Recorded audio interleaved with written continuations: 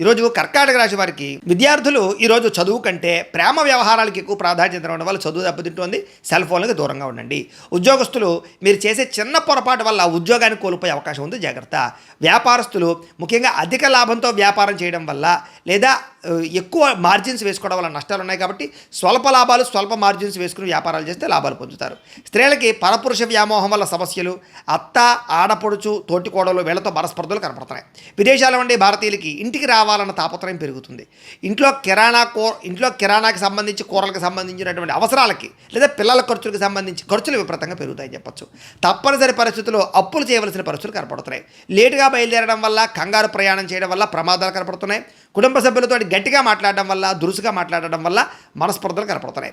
మీకు సంబంధం లేనటువంటి గొడవలో తలదూర్చడం వల్ల కొత్త సమస్యలు ఎదుర్కొంటారు, జాగ్రత్త. దీర్ఘకాలిక రోగాలు నిర్లక్ష్యం చేయడం వల్ల, సరైన ఆహారం తీసుకోకపోవడం వల్ల నష్టాలు. కొంతమందికి అయితే శస్త్రచికిత్స అవకాశాలు ఉన్నాయి, జాగ్రత్తగా ఉండాలి. ప్రేమికులు రహస్యంగా కలవడానికి ప్రయత్నం చేయడం వల్ల నలుగురు పడతారు, జాగ్రత్తగా ఉండండి. భార్యాభర్తల మధ్య అనవసరమైన గొడవలు, అనుమానపు ఆలోచనలు పెరుగుతున్నాయి. గృహాలు, భూములు, వాహనాలు క్రయ విక్రయాల్లో నష్టాలు కనపడుతున్నాయి. మాట జారడం వల్ల సంఘంలో విలువ తగ్గుతుంది. ప్రేమించిన వాళ్ళు దూరం అవుతారు, జాగ్రత్తగా ఉండాలి.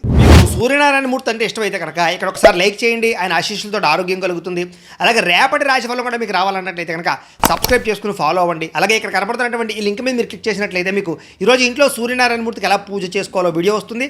ఆ వీడియోని ఎదురుగుండా పెట్టుకుని ఇంట్లో ఈరోజు సూర్యనారాయణ మూర్తి పూజ చేసుకోవడం వల్ల మీకు ఈరోజు శుభప్రదంగా ఉంటుందని తెలియజేస్తూ లైక్ చేయడం మాత్రం మర్చిపోకండి. స్వస్తి.